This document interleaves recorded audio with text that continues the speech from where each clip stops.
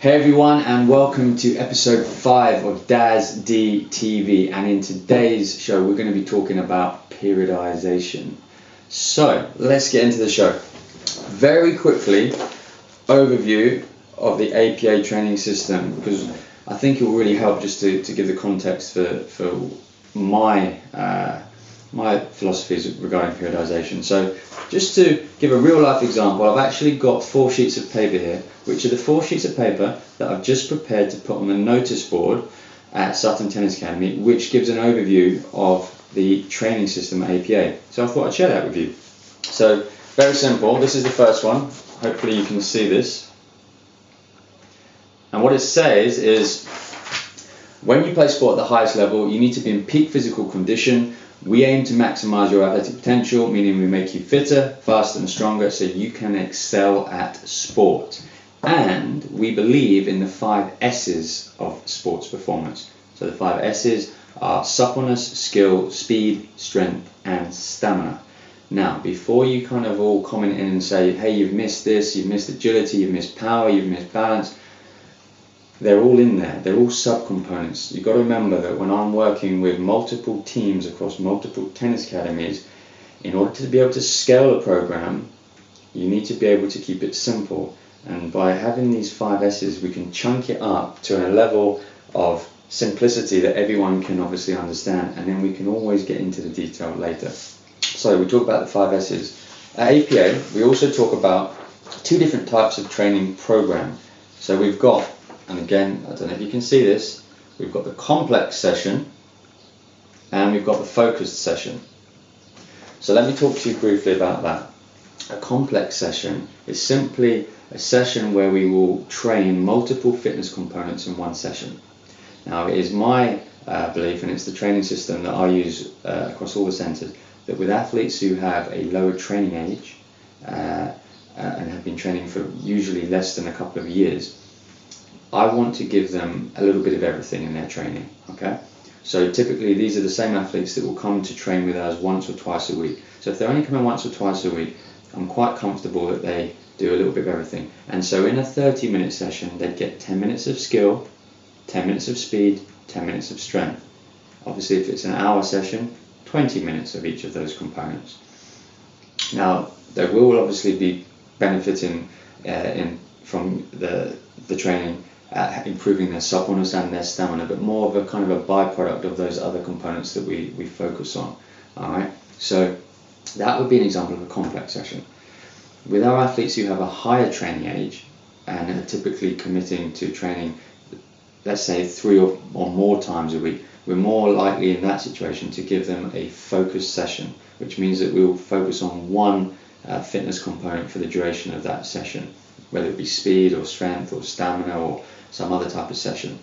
And that way we are better able to overload the fitness component that we want to work on, because we know that these athletes have a higher training level and will benefit from a greater exposure to one component in order to overload it. So that's that. And then obviously, as far as the annual plan goes, the annual plan is dependent on which type of group that we're working with. So if we first of all look at the complex session, so the athlete who are a bit younger, the way we tend to do it is plan the training around the school term. So see if you can see that.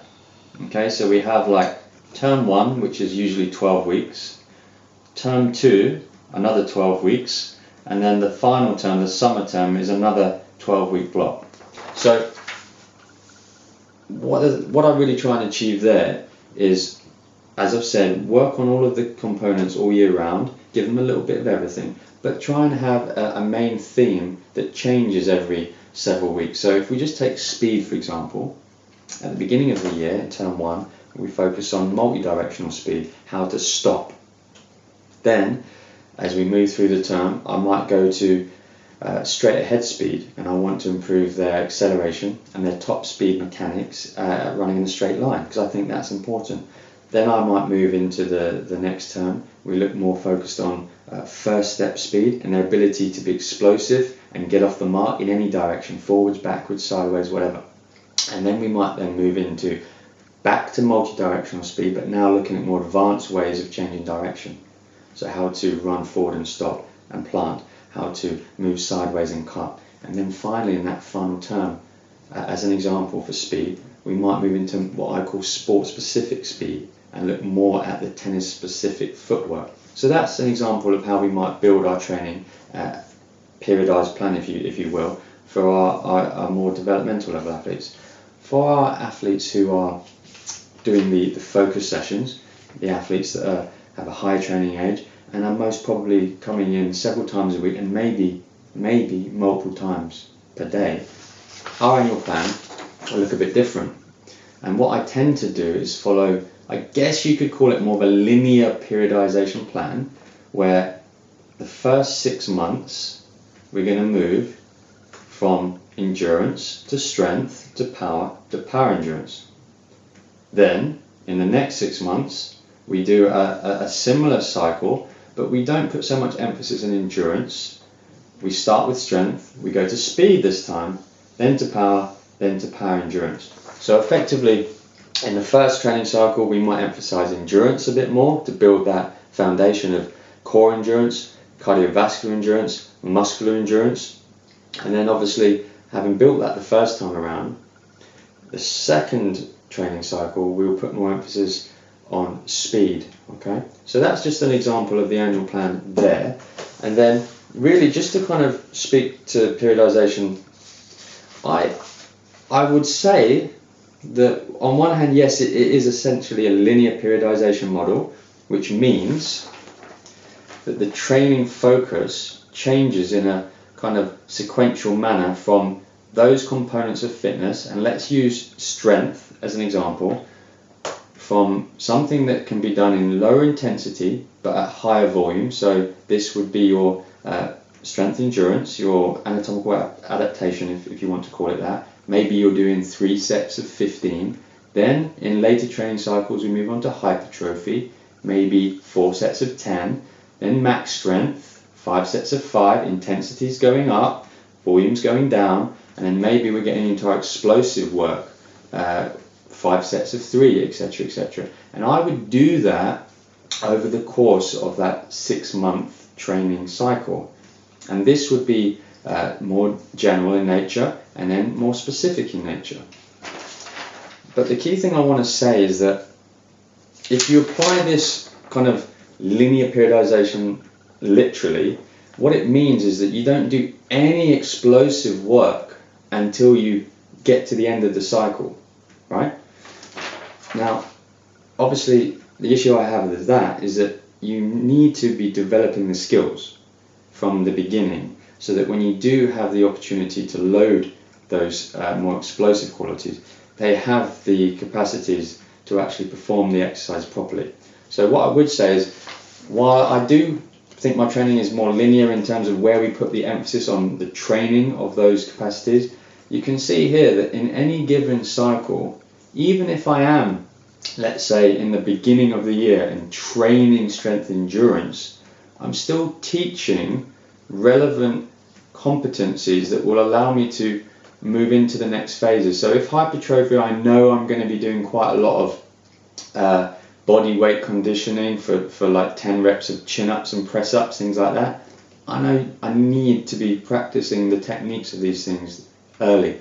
If I want to do things like back squat and deadlift and bench press and overhead press here as a loading training exercise in later phase, I need to practice them here. And the same goes for your Olympic weightlifting exercises and things like that. So I would really say that what we do at APA is more of a hybrid. It's more of a hybrid between a linear model in which that determines the direction of travel of what we train, but at the same time, concurrently, I'm always making decisions about what I want to teach in any given phase, so that we're always doing a little bit of power, always doing a little bit of strength, and always doing a little bit of endurance, just to use strength as an example. But it just really varies in terms of what we're focusing on for our training at any point in time and what we're focusing on in our teaching. So that's kind of an overview of how I conceptually plan the training cycles for the athletes that we work with. So hopefully that helps. A couple of things that I just wanted to finish off with, really, to help, and we may get into this in another episode, I hope you do, is just to kind of talk about these different types of approaches within those different training cycles. So I'm showing you a couple of different things here. I'm probably going to start with this one actually. So with our developmental level athletes, it's often asked to me, how do I plan the strength blocks? Well, if you consider the younger athletes, one of the things that I think you can do with them is you can kind of increase the loading week on week for several weeks before they start to plateau, because their training base is quite low to start with. So one of the things that we could do as an example is we could determine something like their 5RM. Now I've put a question mark here because it's questionable whether you really want to actually assess their 5RM, because if they are a beginner, probably even just having done that 5RM, by the next week they're going to be significantly stronger. So it's going to constantly move, What you might just want to be aware of though is what they might choose as their weight to start with, just to give you a guide as to what level of weight they might need to use in order for them to be able to lift the weight properly with good technique and a good bar speed. And it might be useful to know what's the heaviest weight that you think, as their coach, that they can lift for 5 repetitions with good technique and the appropriate bar speed. And then the idea is that you actually bring them down below that initially and then gradually ramp them up. And the idea of doing it that way is that by bringing them down just below their limit at the moment, it allows you to really work on good technique, because the load is not the limiting factor here.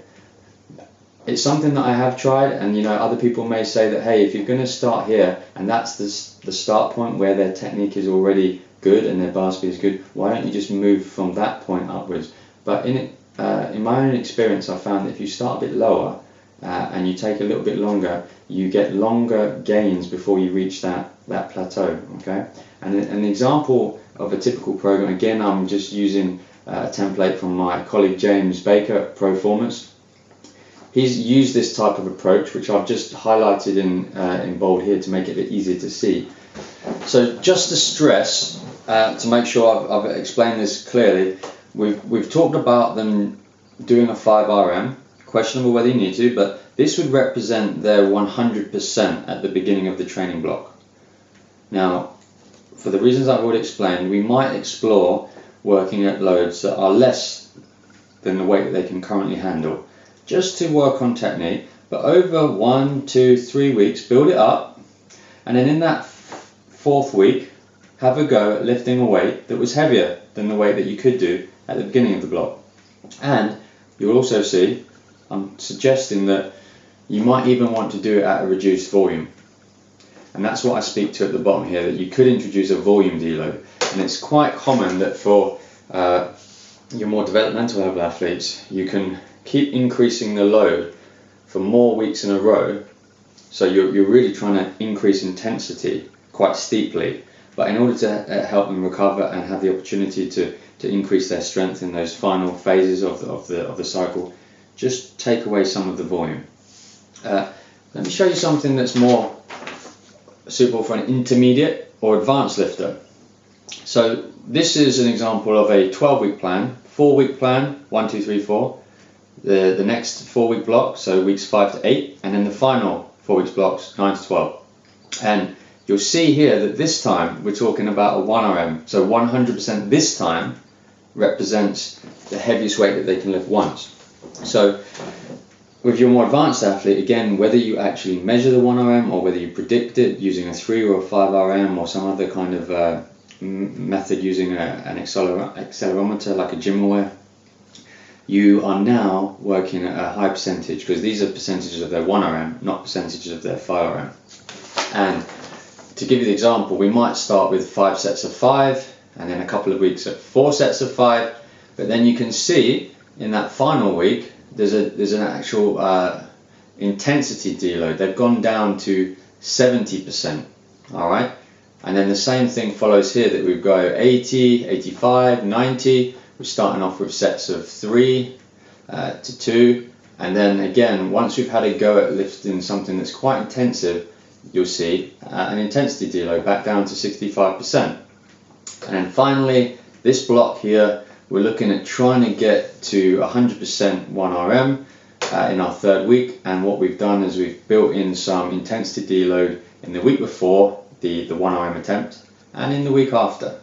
So just a couple of different ways. I hope that's interesting for you. A couple of different ways of planning your strength training around your periodization models, and it's definitely something that I'm experimenting with all the time with my athletes and trying to find out what works. So hope you've enjoyed that topic on periodization. If you've got any questions, as always, drop a comment in the YouTube comments box or on the Facebook page, and I'll look forward to speaking to you in episode 6.